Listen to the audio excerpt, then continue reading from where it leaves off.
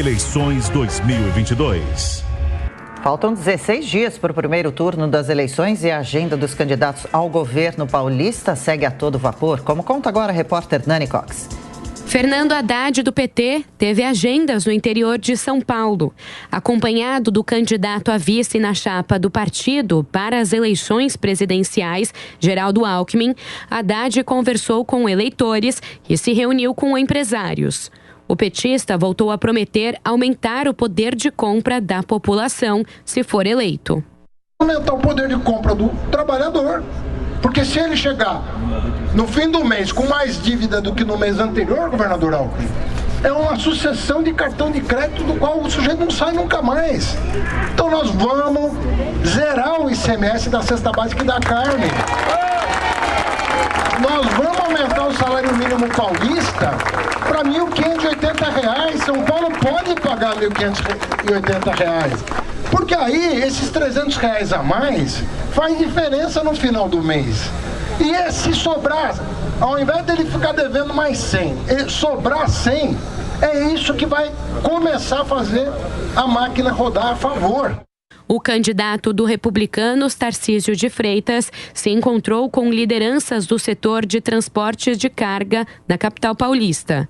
Tarcísio defendeu novos modelos de concessão de rodovias para realizar obras importantes e reduzir custos. A gente tem que ver que o Estado também não tem condição de gerir tudo, então as concessões são fundamentais. A grande questão é como gerar bons modelos para que a gente tenha um equilíbrio entre a prestação de serviço e a tarifa, né? E a gente precisa agora trazer a tecnologia para dentro das concessões para diminuir a tarifa. De que forma? A partir do momento que eu eliminar as praças, né, de pedágio e trabalhar com free flow, eu entro com a questão da justiça tarifária, eu aumento a base de pagantes e aí eu posso reduzir a tarifa. Em uma agenda como governador, o candidato à reeleição do PSDB, Rodrigo Garcia, participou de um leilão de rodovias na B3, no centro de São Paulo. Com um lance de R$ 1,2 bilhão, Eco Rodovias Concessões venceu a disputa pela concessão do lote noroeste paulista, composto por 600 quilômetros de estradas que atravessam municípios das regiões de São José do Rio Preto, Araraquara, São Carlos e Barretos. Participaram do leilão 3 concorrentes.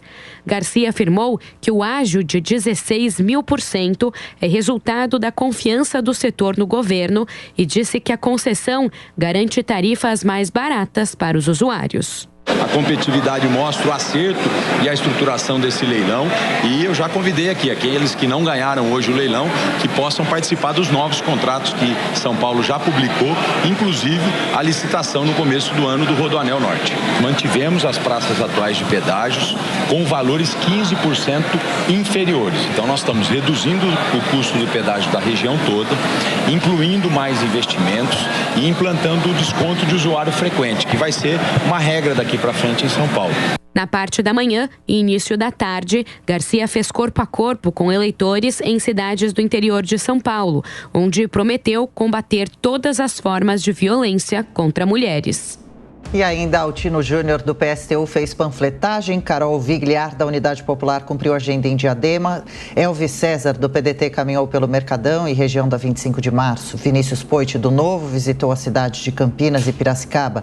Edson Dorta, do PCO, e Gabriel Colombo, do PCB, não divulgaram a agenda. Roberto Mota, falando sobre a disputa ao governo de São Paulo, está acirrada, né? Garcia e Tarcísio praticamente empatados. Haddad ainda apresenta uma certa liderança, pelo menos nas pesquisas. O que vai decidir por aqui essa eleição, na sua opinião, hein?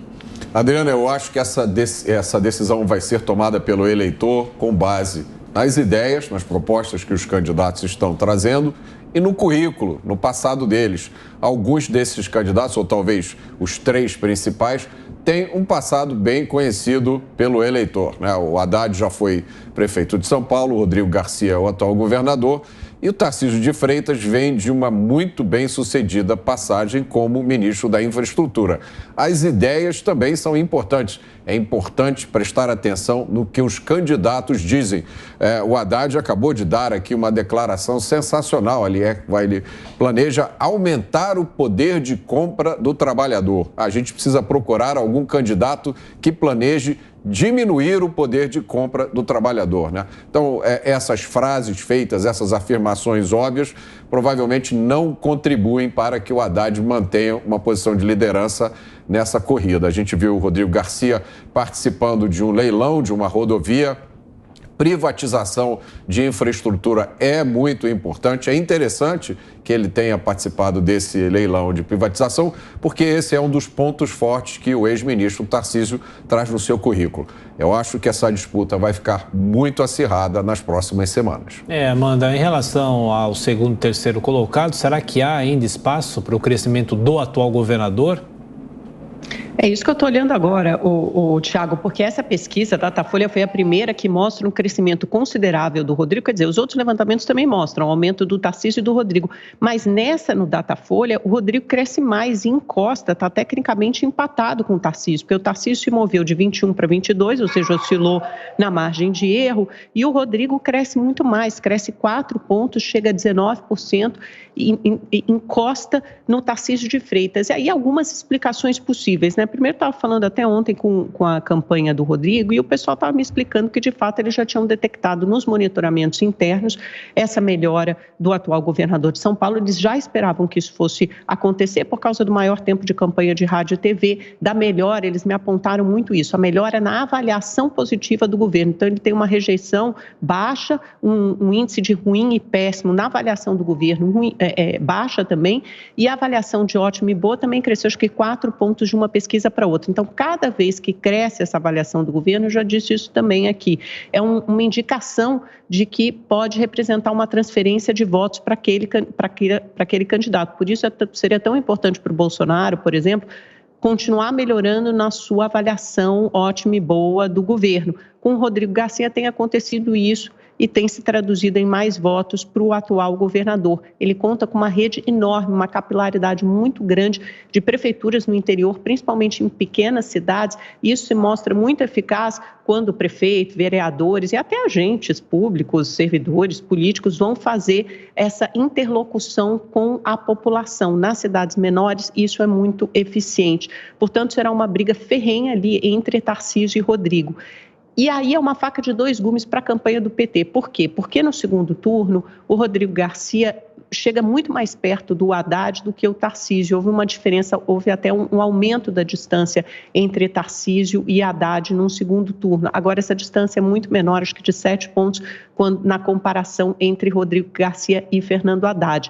Pode representar um teto para a campanha de Bolsonaro em São Paulo, se o Tarcísio não crescer muito mais, pode representar um aumento da rejeição do Tarcísio também, ou seja, a rejeição do Bolsonaro começa a colar em Tarcísio, mas, por outro lado, se o Rodrigo Garcia for para o segundo turno, é uma má notícia para o Haddad, embora seja uma boa notícia para Lula, porque aí, imagina se Bolsonaro for para o segundo turno e perder o seu principal palanque eleitoral em São Paulo, o maior colégio eleitoral do país, se o Tarcísio não for para o segundo turno, só que aí é má notícia para o Haddad, porque é mais difícil vencer Rodrigo Garcia, pelo que o Datafolha indica, do que vencer Tarcísio de Freitas.